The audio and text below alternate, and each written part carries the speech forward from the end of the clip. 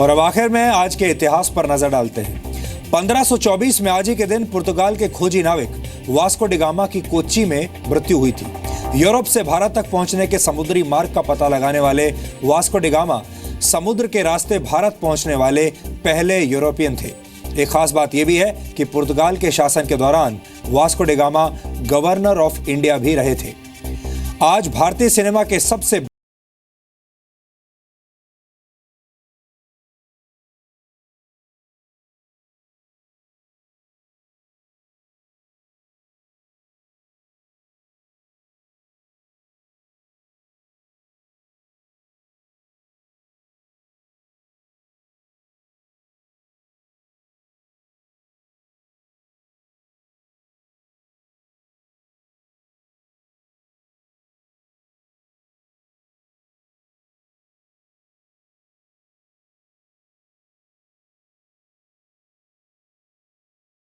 में आज पहली बार चांद की ऑर्बिट यानी कक्षा में किसी इंसान की एंट्री हुई थी।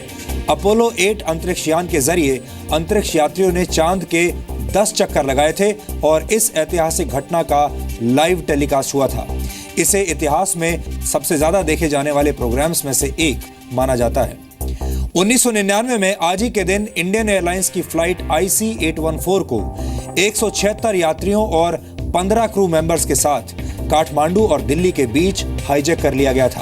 अपहरणकर्ताओं ने 176 यात्रियों में से 27 को दुबई में छोड़ दिया था और इस दौरान उन्होंने एक यात्री की हत्या कर दी थी और कई यात्रियों को घायल भी किया था। अमृतसर, लाहौर और दुबई के बाद अपहरणकर्ताओं ने विमान को अफगानिस्तान के कांधार में उतार दिया। 7 दिनों तक बंधक बनाए रखने के बाद 31 दिसंबर 1999 को भारत को 3 खूंखार आतंकवादियों को छोड़ना पड़ा था, जिनमें से एक मसूद अजहर भी था। हाईजैक किए गए विमान के यात्रियों के रिश्तेदारों ने दिल्ली में धरने प्रदर्शन करने शुरू कर दिए थे और सरकार पर यह दबाव बना दिया था कि वो यात्रियों की जान बचाने के लिए आतंकवादियों की सारी मांगें तुरंत मान ले। उस वक्त देश में मौजूद मीडिया ने भी इस हादसे की जबरदस्त कवरेज की थी और रिपोर्टिंग के जरिए देश में एक ऐसा माहौल बन गया था जिससे सरकार दबाव में आ गई और उसे आतंकवादियों की सारी मांगों को मानना पड़ा। उस समय देश का मीडिया अगर चाहता तो सकारात्मक भूमिका निभा सकता था, लेकिन मीडिया ने ऐसा नहीं किया था। आज हमें ये कहते हुए कोई संकोच नहीं हो रहा कि जी न्यूज भी उस मीडिया का उस जमाने में हिस्सा था और आज हम मीडिया के उस रवैये की सामूहिक जिम्मेदारी लेते हैं। उस वक्त अगर मीडिया चाहता तो इस मामले में बहुत सकारात्मक भूमिका निभा सकता था। 1906 में आज पहली बार दुनिया ने रेडियो पर किसी व्यक्ति की आवाज को सुना था। फादर ऑफ रेडियो ब्रॉडकास्टिंग कहे जाने वाले कैनेडियन आविष्कारक रेजिनाल्ड फेसेंडन ने पहली बार क्रिसमस से एक दिन पहले रेडियो सिग्नल के जरिए एक प्रयोग किया था, जिसमें उन्होंने एक कविता, वायलिन से बजाया गया संगीत और एक भाषण प्रसारित किया था।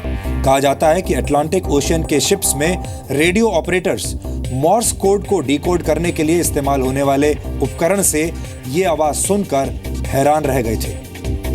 1987 में आज तमिल फिल्म इंडस्ट्री के मशहूर अभिनेता और फिल्मकार MG रामाचंद्रन का निधन हुआ था। 3 बार तमिलनाडु के मुख्यमंत्री रहे MG रामाचंद्रन राजनेता भी थे।